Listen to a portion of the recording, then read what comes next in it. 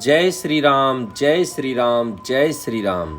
सर्वप्रथम भगवान गणेश जी महाराज, सरस्वती माता, भगवान शिव शंकर, पार्वती माता, तुलसीदास जी, वाल्मीकि जी, भरत, लक्ष्मण, शत्रुघ्न जी और श्री रामचंद्र जी के प्यारे माता अंजनी के लाल हनुमान जी महाराज, आप सभी निज देवों से विनती है, प्रार्थना है, आग्रह है कि वह हमारे यहाँ पर श्री रामचरितमानस की कथा सुनने के लिए पधारें।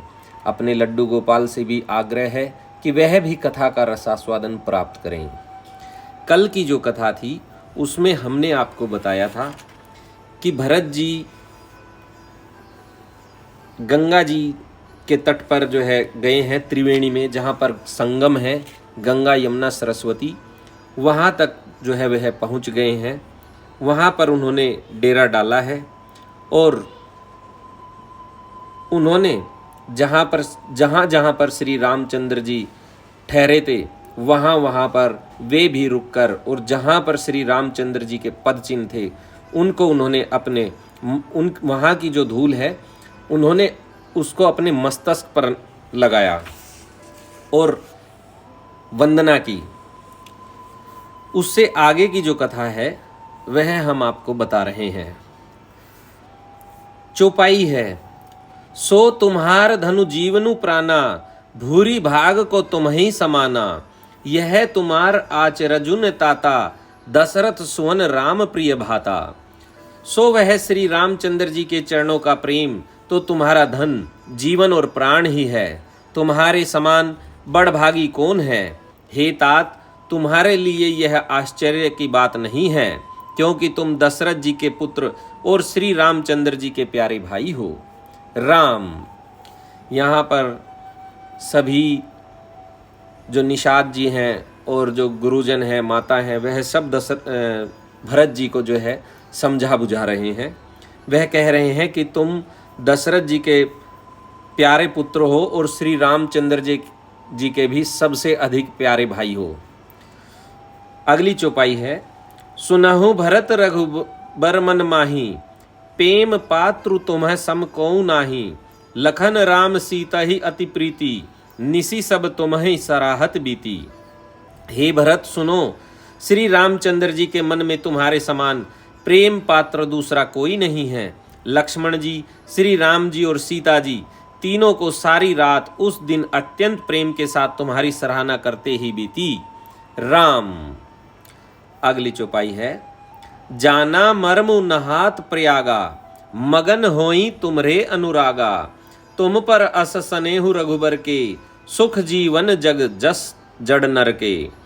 प्रयागराज में जब वे स्नान कर रहे थे उस समय मैंने उनका यह मर्म जाना। वे तुम्हारे प्रेम में मग्न हो रहे थे। तुम पर श्री रामचंद्र जी का ऐसा ही अगाध स्नेह है जैसा मूर्ख विषयासक्त मनुष्य का संसार में सुखमय जीवन पर होता है। राम।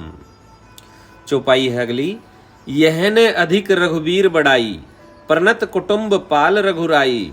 तुम्हें तो भरत मोर मत एहूं, धरे देह जनु राम सनेहूं। यह श्री रघुनाथ जी की बहुत बड़ाई नहीं है, क्योंकि श्री रघुनाथ जी तो शरणागत के कुटुंब भर को पालने वाले हैं। हे भरत, मेरा यह मत है कि तुम तो मानो शरीरधारी श्री राम जी के प्रेम ही हो। राम। दोहा है, तुम्हें कहें भरत कलंक यह, हम सब कहें उपदेशु। राम भक्ति रस सिद्धि हित, भाय है समयउ गणेशु। हे भरत, तुम्हारे लिए तुम्हारी समझ में यह कलंक है, पर हम सब के लिए तो उपदेश है। श्री राम भक्ति रूपी रस की सिद्धि के लिए यह समय गणेश बड़ा शुभ हुआ है। राम। यहाँ पर गणेश जी को बड़ा शुभ भी बोला गया है, इसीलिए जब भी हम कोई कार्य करते हैं तो गणेश जी की वंदना करते हैं, गणेश जी का नाम लेते हैं, जिससे कि शुभ होता है। यहाँ पर यह बताया गया है। चौपाई है अगली, नव विधु बिमल तात जसु तोरा, रघुबर किंकर कुमुद चकोरा। उदित सदा अथहि कबहु ना, घटहि न जग नभ दिन दिन दूना।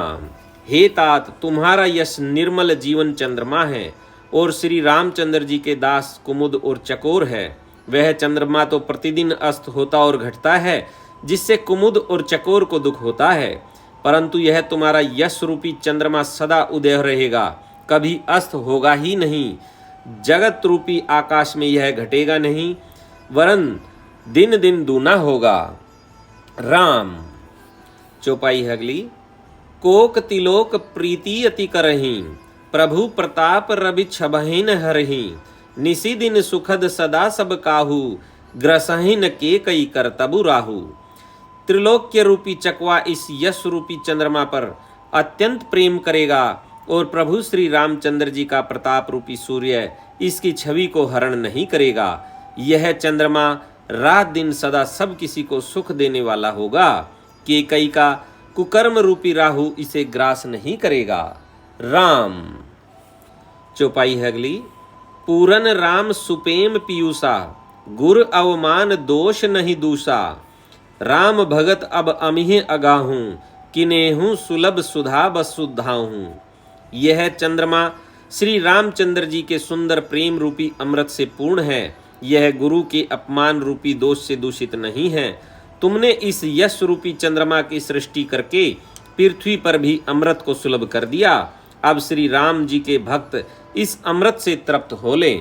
राम। चौपाई है अगली। भूप भगीरथ सुरसरी आनी, सुमिरत सकल सुमंगल खानी। दशरथ गुणगन बरनि न जाई, अधिकु कहा जेहि सम जग नाही।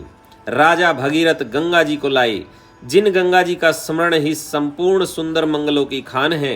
दशरथ जी के गुण समूहों का तो वर्णन ही नहीं किया जा सकता, अधिक क्या जिनकी बराबरी का जगत में कोई भी नहीं है।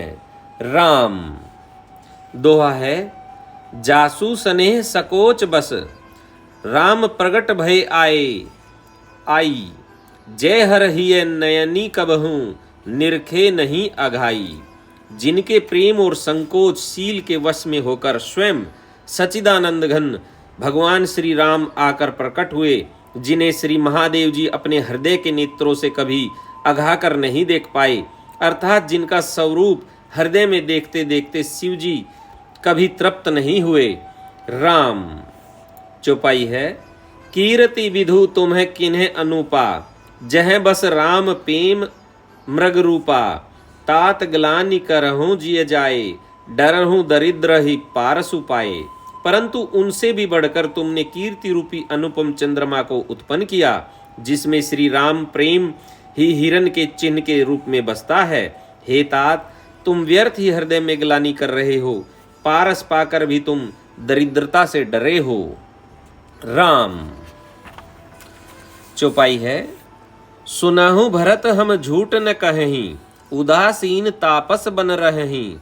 सब साधन कर सुफल सुहावा, लखन राम सिय दर्शन पावा।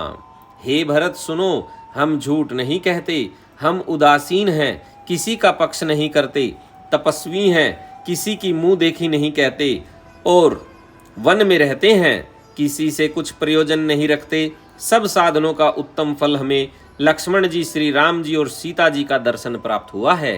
राम। चौपाई है अगली। तहि फल कर फलु दरस तुम्हारा, सहित पयाग सुभाग हमारा। भरत धन्य तुम जसु जगु जयऊं, कही अस प्रेम मगन मुनि भयऊं। सीता लक्ष्मण सहित श्री राम दर्शन रूप उस महान फल का परम फल यह तुम्हारा दर्शन है। प्रयागराज समेत हमारा बड़ा भाग्य है। हे भरत, तुम धन्य हो, तुमने अपने यश से जगत को जीत लिया है। ऐसा कहकर मुनि प्रेम में मग्न हो गए। राम। अगली चौपाई है। सुनी मुनि बचन सभासद हर्षे, साधु सराहे सुमन सुर बरसे। धन्य धन्य धुनि गगन पयागा, सुनी सुनी भरत मगन अनुरागा। भारद्वाज मुनि के वचन सुनकर सभासद हर्षित हो गए। साधु साधु कहकर सराहना करते हुए देवताओं ने फूल बरसाए। आकाश में प्रयागराज में धन्य धन्य की ध्वनि सुन सुनकर भरत जी प्रेम में मग्न हो रहे हैं। राम। दोहा है। पुलक गात हिय रामुसिय, सजल सरोह नेन। करी प्रणामु मुनि मंडलहि, बोले गदगद बेन। भरत जी का शरीर पुलकित है, हृदय में श्री सीताराम जी हैं और कमल के समान नेत्र प्रेमाश्रुओं के जल से भरे हैं। वे मुनियों की मंडली को प्रणाम करके गदगद वचन बोले। राम। चौपाई है। मुनि समाजु अरु तीर्थ राजू, साचे हूँ सपत अघाई अकाजू। एहि थल जो किछु कहीं बनाई, एहि सम अधिक न अघ अधमाई। मुनियों का समाज है और फिर तीर्थराज है। यहाँ सच्ची सौगंध खाने से भी भरपूर हानि होती है। इस स्थान में यदि कुछ बनाकर कहा जाए तो इसके समान कोई बड़ा पाप और नीचता न होगी। राम। यहाँ पर भरत जी मुनियों से कह रहे हैं कि यह जो तीर्थ है, तीर्थों का राज जो कि त्रिवेणी धाम है, वहाँ पर अगर कोई सच्ची सौगंध खाता है तो उसको अगर कोई झूठ अगर बोलेगा तो वह बहुत बड़ी हानि होगी। ऐसा भरत जी मुनियों को कह रहे हैं। चौपाई है अगली। तुम्हें सर्वज्ञ कहूँ सती भाऊं, उर अंतर जामी रघुराऊं। मोही ने मातु कर तब कर सोचू, नहीं दुख जिए जगू जा नहीं पोचू। मैं सच्चे स्वभाव से कहता हूँ, आप सर्वज्ञ है और श्री रघुनाथ जी हृदय के भीतर की जानने वाले हैं।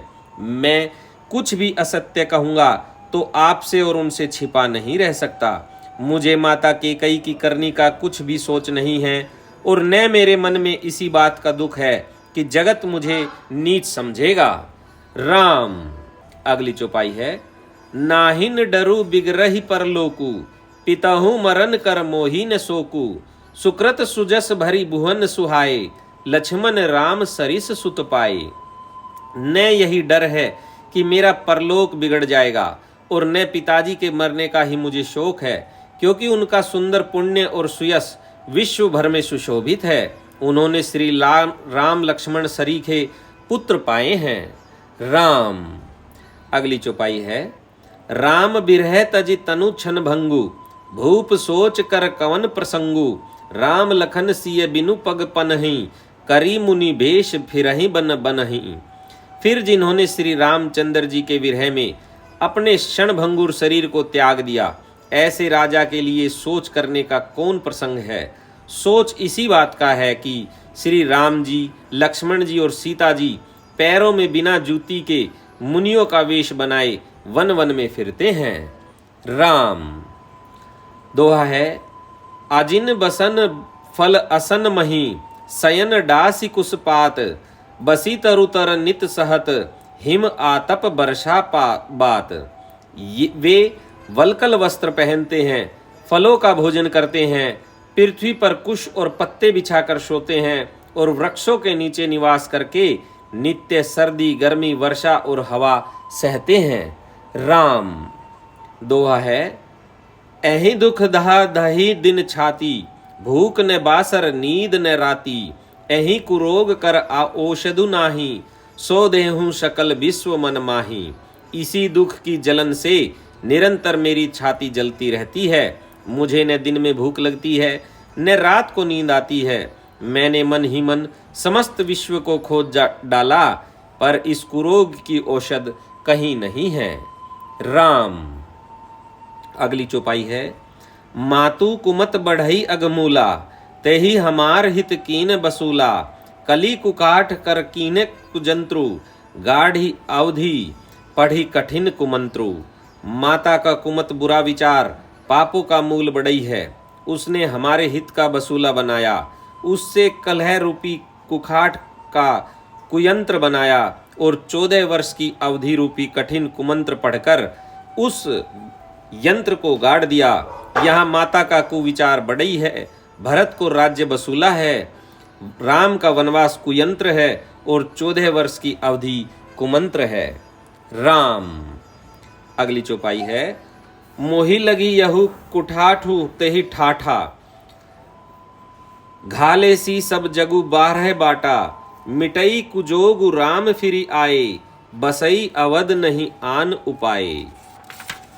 मेरे लिए उसने यह सारा कुठाठ बुरा साज रचा और सारे जगत को 12 बाट छिन्न भिन्न करके नष्ट कर डाला। यह कुयोग श्री रामचंद्र जी के लौट आने पर ही मिट सकता है और तभी अयोध्या बस सकती है। दूसरे किसी उपाय से अयोध्या नहीं बस सकती। राम। चौपाई है, भरत बचन सुनि मुनि सुख पाई, सबहि किन्हीं बहु भांति बढ़ाई, तात करहु जनि सोच विशेषी, सब दुख मिटहि राम पग देखी। भरत जी के वचन सुनकर मुनि ने सुख पाया और सभी ने उनकी बहुत प्रकार से बड़ाई की। मुनि ने कहा, हे तात, अधिक सोच मत करो, श्री रामचंद्र जी के चरणों का दर्शन करते ही सारा दुख मिट जाएगा। राम। दोहा है, करी प्रबोध मुनिबर कहे हूँ, अतिथि प्रेम प्रिय होहूँ, कंद मूल फल फूल हम देहि लेहूँ करी छोहूँ। इस प्रकार मुनि श्रेष्ठ भारद्वाज जी ने उनका समाधान करके कहा, अब आप लोग हमारे प्रेम प्रिय अतिथि बनिए और कृपा करके कंद मूल फल फूल जो कुछ हम दें स्वीकार कीजिए।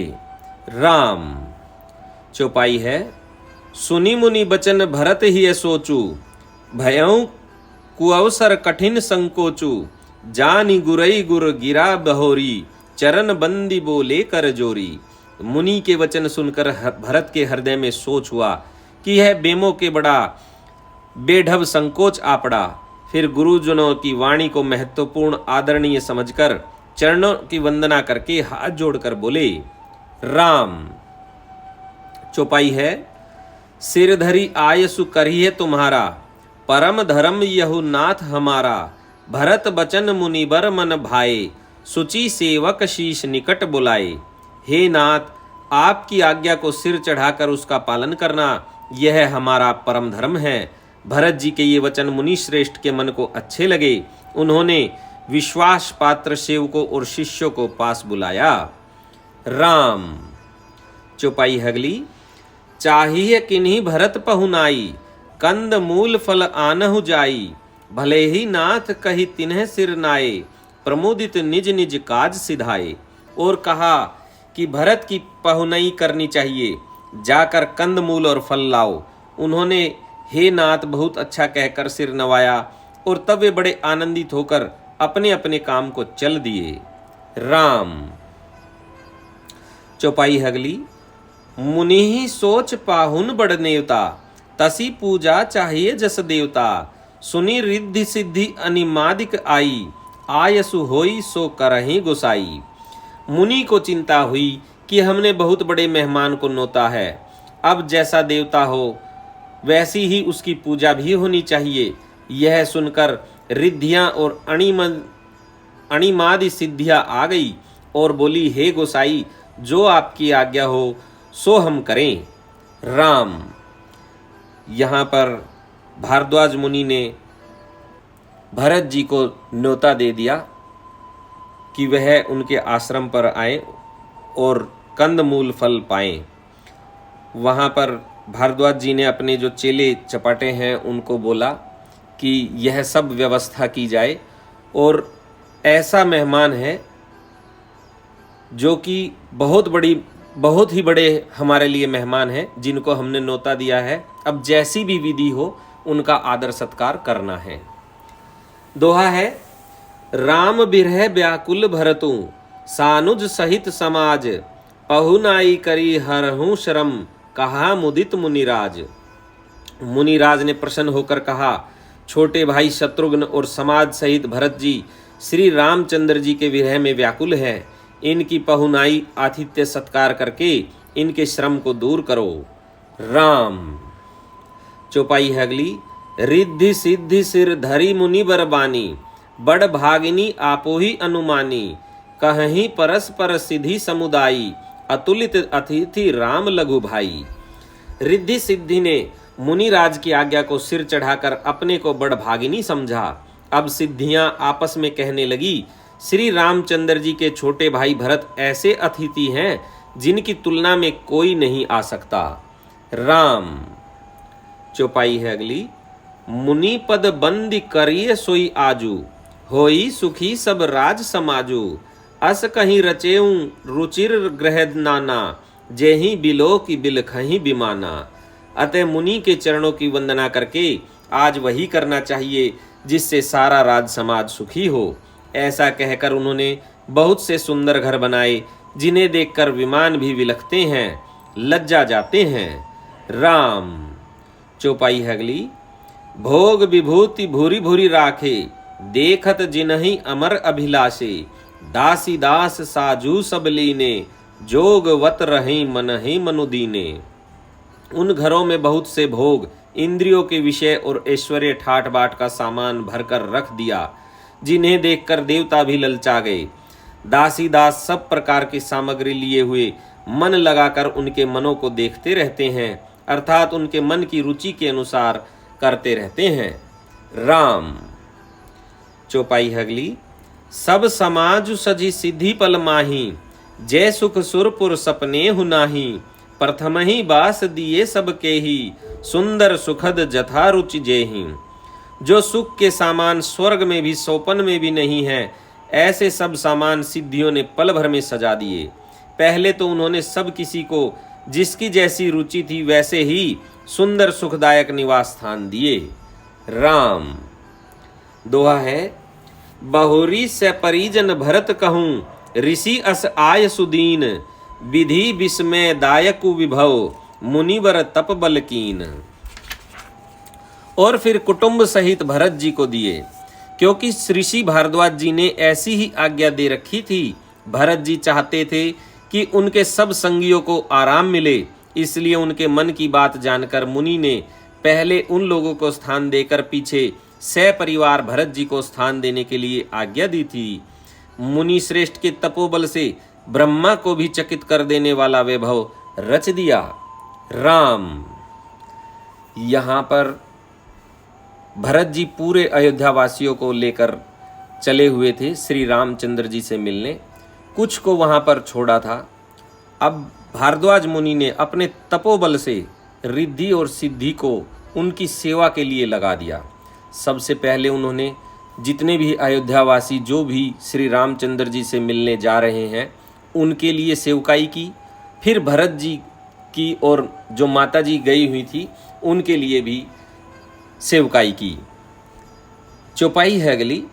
मुनि प्रभाव जब भरत बिलोका, सब लघु लगे लोकपति लोका। सुख समाज नहीं जाई बखानी, देखत बिरति बिसराही ज्ञानी। जब भरत जी ने मुनि के प्रभाव को देखा तो उसके सामने उन्हें इंद्र वरुण यम कुबेर आदि सभी लोकपालों के लोग तुच्छ लग जान पड़े। सुख की सामग्री का वर्णन नहीं हो सकता, जिसे देखकर ज्ञानी लोग भी वैराग्य भूल जाते हैं। राम। चौपाई है अगली। आसन शयन सुबसन बिताना, बन बाटिका बिहग मृग नाना। सुरभि फूल फल अमीय समाना, बिमल जलाशय विविध विधाना। आसन, सेज, सुंदर वस्त्र, चंदोवे, वन बगीचे, भांति भांति के पक्षी और पशु, सुगंधित फूल और अमृत के समान स्वादिष्ट फल, अनेकों प्रकार के तालाब, कुएं, बावली आदि निर्मल जलाशय। राम। चौपाई है अगली। आसन पान सुचि अमीय अमी से, देखी लोग सकुचात जमी से। सुर सुर भी सुर तरु सबहि के, लखी अभिलाषु सुरेश सची के। तथा अमृत के भी अमृत सरीखे पवित्र खान पान के पदार्थ थे, जिन्हें देखकर सब लोग संयमी पुरुषों विरक्त मुनियों की भांति सकुचा रहे हैं। सभी के डेरों में मनोवांछित वस्तु देने वाले कामधेनु और कल्पवृक्ष हैं, जिन्हें देखकर इंद्र और इंद्राणी को भी अभिलाषा होती है, उनका भी मन ललचा जाता है। राम। अगली चौपाई है। ऋतु बसंत बह त्रिविध ब्यारी, सब कहें सुलभ पदार्थ चारी। स्त्रक चंदन बनितादिक भोगा, देखी हर्ष विस्मय बस लोगा। बसंत ऋतु है, शीतल मंद सुगंध 3 प्रकार की हवा बह रही है। सभी को धर्म अर्थ काम और मोक्ष चारों पदार्थ सुलभ हैं। माला चंदन स्त्री आदि भोग को देखकर सब लोग हर्ष और विषाद के वश हो रहे हैं। हर्ष तो भोग सामग्रियों को और मुनि के तप प्रभाव को देखकर होता है, और विषाद इस बात से होता है कि श्री राम के वियोग में नियम व्रत से रहने वाले हम लोग भोग विलास में क्यों आ फंसे। कहीं इनमें आसक्त होकर हमारा मन नियम व्रतों को न त्याग दे। राम। यहाँ पर बताया गया है कि जब भगवान श्री रामचंद्र जी 14 वर्ष के वनवास के लिए गए थे, तो जो अयोध्या की नगरी है वहाँ के लोगों ने अन्न जल छोड़ दिया था, किसी ने कोई फलाहार ही कर रहा था कि वह जब तक भगवान श्री रामचंद्र जी नहीं आएंगे तो वह व्रत करेंगे। किसी ने अन्न जल त्याग दिया, कोई दूध पर रहा, कोई फल पर रहा, कोई एक समय ही भोजन कर रहा था। तो अब वे सब लोग ऐसी सेवकाई को देखकर ये कह रहे हैं कि कहीं हमारा वह व्रत टूट न जाए, हम इस भोग विलास में जीवन व्यतीत कर रहे हैं यहाँ पर। तो वह सब संकोच कर रहे हैं। दोहा है आगे, संपत्ति चकई भरतु चक मुनि, मुनि आयस खेलवार, तेहि निसी आश्रम पिंजरा, राखे भा भिनुसार। संपत्ति भोग विलास की सामग्री चकवी है और भरत जी चकवा है और मुनि की आज्ञा खेल है, जिसने उस रात को आश्रम रूपी पिंजड़े में दोनों को बंद कर रखा और ऐसे ही सवेरा हो गया। जैसे किसी बहेलिए के द्वारा एक पिंजड़े में रखे जाने पर भी चकवी चकवे का रात को संयोग नहीं होता, वैसे ही भारद्वाज जी की आज्ञा से रात भर भोग सामग्रियों के साथ रहने पर भी भरत जी ने मन से भी उनका स्पर्श तक नहीं किया। राम। यहाँ पर मास प्रायण 19वां विश्राम होता है। आज की कथा को हम यहीं पर विराम करते हैं। इससे आगे की जो कथा है वह हम आपको अपने अगले वीडियो में सुनाएंगे। आज की कथा में हमें पता चला कि किस तरह भरत जी के साथ अयोध्या वासियों की जो सेवकाई की भारद्वाज मुनि ने, उनमें इतना तपोबल था कि उन्होंने जितने भी लोग आए हुए थे उनके लिए रिद्धि सिद्धियां तक लगा दी और कामदेव और कामधेनु, कल्पवृक्ष, ऐसे ऐसे जो है सिद्धियां प्राप्त की कर रखी थी कि जिसको जो मन चाहे वह ले सकता था। इससे जितने भी स्वर्गलोक के जो देवता हैं वह भी मतलब अपने आप को दोष दे रहे थे कि काश हम भी जो है पृथ्वी पर चले जाते। जो स्वर्गलोक जितने भी और लोग थे वह सब उनके लिए तुच्छ समान हो रहे थे। तो आज की कथा में हमने यही कुछ जाना। इससे आगे की कथा अपने अगले वीडियो में आपको सुनाएंगे। अब हम अपने निज देवों से भी आज्ञा चाहते हैं, विनती करते हैं कि वह अपने निज धाम जाएं और जब भी हम कथा सुनाएं और जब भी हम उन्हें पुकारें वह शीघ्र अतिशीघ्र दौड़े चलकर आएं और श्री रामचंद्र जी की कथा का रसास्वादन प्राप्त करें। अब अपने लड्डू गोपाल से भी आग्रह करते हैं कि उनका भी शयन का समय हो चुका है, वह भी शयन करें। इसी के साथ जय श्री राम, जय श्री राम, जय श्री राम।